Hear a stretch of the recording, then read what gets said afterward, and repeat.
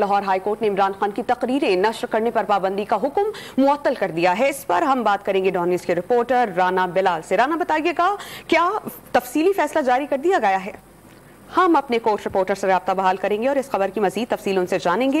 Lahore high court ने इमरान खान की तकारीर नश्र करने पर पाबंदी का हुक्म मुअत्तल कर दिया है। वाज़ेह रहे कि पैमरा की जानिब से इमरान खान के किसी भी किस्म के लाइव या रिकॉर्डेड बयान नश्र करने पर पाबंदी आयद थी। इमरान खान ने तकरीर नश्र करने पर पाबंदी का पैमरा का जारी करदा नोटिफिकेशन मुअत्तल कर दिया है। इमरान खान ने पैमरा की पाबंदी के नोटिफिकेशन को लाहौर हाईकोर्ट में चैलेंज कर रखा है और अब यह खबर सामने आई है कि लाहौर हाईकोर्ट ने इस केस पर फैसला सुनाते हुए इमरान खान की तकारीर नश्र करने पर पाबंदी का हुक्म मुअत्तल कर दिया। हमारे साथ मौजूद हैं हमारे रिपोर्टर राना बिलाल। राना बिलाल, आप हमें ये बताइएगा, अदालत ने क्या तफसीली फैसला जारी कर दिया है इस केस का?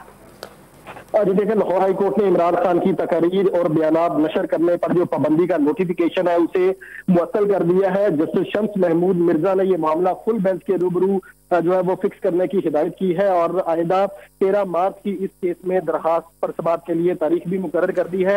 इमरान खान की जानिब से उनके वकील बैरिस्टर अहमद तनसोता ने लाहौर हाईकोर्ट में ये दरखास्त दायर की थी, जिसमें उन्होंने ये मौक़िफ़ किया था कि पैमरा ने जो नोटिफिकेशन जारी किया है वो आइन के खिलाफ है और बुनियादी हुकूक के भी खिलाफ है।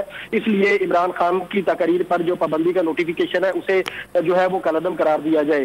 पैमरा के वकील ने इस दरखास्त पर एतराज किया था। आज सुबह अदालत ने इब्तदाई दलील सुनने के बाद इमरान खान की दरखास्त पर यह फैसला महफूज कर लिया था। अब से कुछ देर पहले अदालत ने यह फैसला सुनाते हुए जो पैमरा का नोटिफिकेशन था उस पर अमल दरामद रोक दिया है और इस केस पर मजीद कार्रवाई 13 मार्च के लिए मुलतवी कर दी है और साथ ही साथ ये मामला जो है वो समाअत के लिए उसे फुल बेंच के रूबरू पेश करने की हिदायत की है। अदालत ने 13 मार्च तक वफाकी हुकूमत को, पैमरा को और दीगर फरीकैन को तहरीरी जवाब भी जमा करवाने की हिदायत की है।